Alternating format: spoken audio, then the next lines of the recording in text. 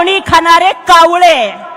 अरे इथे जमलेला आहे छत्रपती शिवरायांचा स्वाभिमानी विचार आणि तिकडे जमलेले आहेत खुर्चीसाठी ज्यांनी सोनिया गांधीच्या पायावरती आपलं नाक घासलं ना ते लाचार. त्यामुळे खरा दसरा मेळावा हा इथे होतोय आणि हास्य जत्रेमधले पानसट जोक मारणाऱ्या टोमणे सम्राटांनी पाहिजे तर हसरा मेळावा साजरा करावा.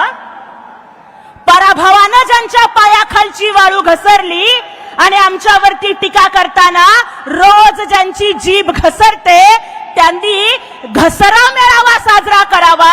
आणि ज्यांनी हिंदू हृदय सम्राट बाळासाहेब ठाकरेंचे विचार सोडले, हिंदुत्व विसरले, त्यांनी हिंदुत्व विसरा मेळावा साजरा करावा.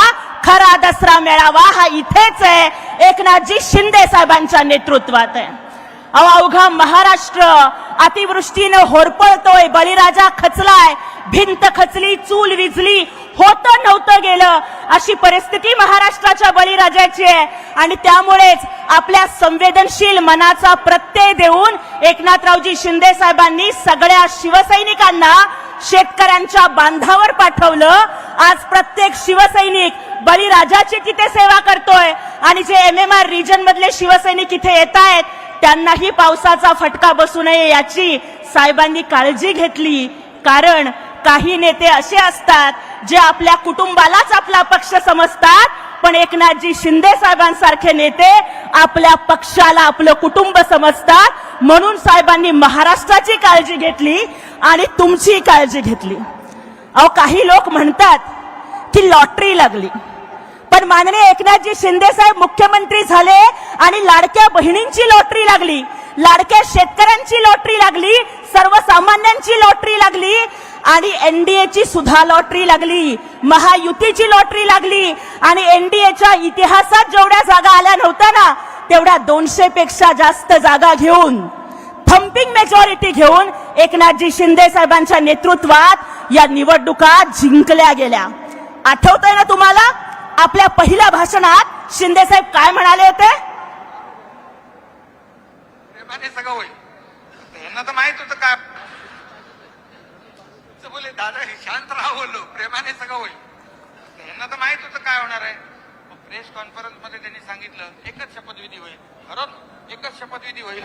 आणि ते खुश होते कारण त्यांना काय माहित होतं ना सगळं काय करायचं ते. कारण आम्ही विचार कुठला घेतलाय बाळासाहेबांच्या हिंदुत्वाचा, दुसरं काय घेतलंच नाही. त्यांचा आणि अजेंडा आमचा सेम आहे. उलट आता त्यांचे 115 आणि आमचे 50, 100 किती झाले 65. आता तुम्हाला सांगतो दादा, तुम्ही मगाशी म्हणाले की तुम्ही गेले ते निवडून येणार नाहीत, पण आम्ही कुठे गेलोय? जे पूर्वी गेले ते विरुद्ध पक्षात गेले, जे हिंदुत्वाचा ज्यांनी विरोध केला त्या पक्षाकडे गेले. आम्ही ज्यांनी हिंदुत्वाचा पुरस्कार केलाय तिकडे आम्ही गेलोय. त्यामुळे साहेबांनी सांगितलं होतं की आम्ही सगळे मिळून 200 निवडून येऊ आणि 200 पेक्षा जास्त एकनाथरावजी शिंदे साहेबांच्या नेतृत्वाखालच्या निवडणुकीमध्ये आमदार निवडून आले. कारण उबाठा राजकारण हे 2020 मॅच सारखं करतात, परंतु एकनाथजी शिंदे साहेब हे 24/7 जनतेसाठी उपलब्ध असतात. त्यामुळं निवडणुकींच्या मॅचचे खरे मॅन ऑफ द मॅच हे एकनाथजी शिंदे साहेब आहेत. तरी सुद्धा पदापेक्षा सत्तापेक्षा हिंदुत्वाला आणि सेवेला महत्व देत त्यांनी त्याग केला, महायुतीसाठी समर्पण केलं आणि उपमुख्यमंत्री पद स्वीकारलं.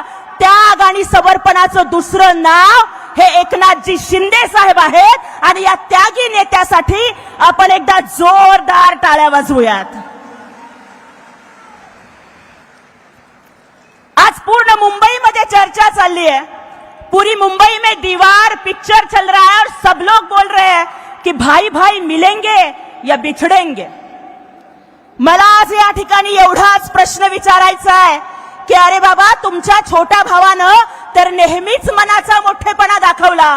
तुमचा मुलगा निवडणुकीला उभा होता तेव्हा मनसेचा उमेदवार नाही दिला, परंतु तुमच्या छोट्या भावाचा मुलगा निवडणुकीला उभं राहिल्यावर तुम्ही उमेदवार देऊन त्यांचा पराभव केला आणि ठाकरेंचा पराभव ठाकरेंनी केला.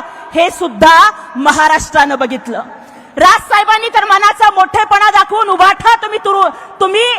दवाखान्यात असताना तुम्हाला स्वतः गाडी चालवत ते घरापर्यंत घेऊन आले, पण आपल्या छोट्या भावाचा मुलगा गंभीर आजारी असताना तुम्ही त्यांचे नगरसेवक फोडले. अरे जो आपल्या भावाचा झाला नाही तो गावाचा काय होणार? मुंबई आणि महाराष्ट्र तर लांब राहिलं. मुंबईमध्ये जेव्हा पूर आला होता तेव्हा हिंदू हृदय सम्राट बाळासाहेब ठाकरेंना, ज्यांनी मातोश्रीवरती एकटे सोडून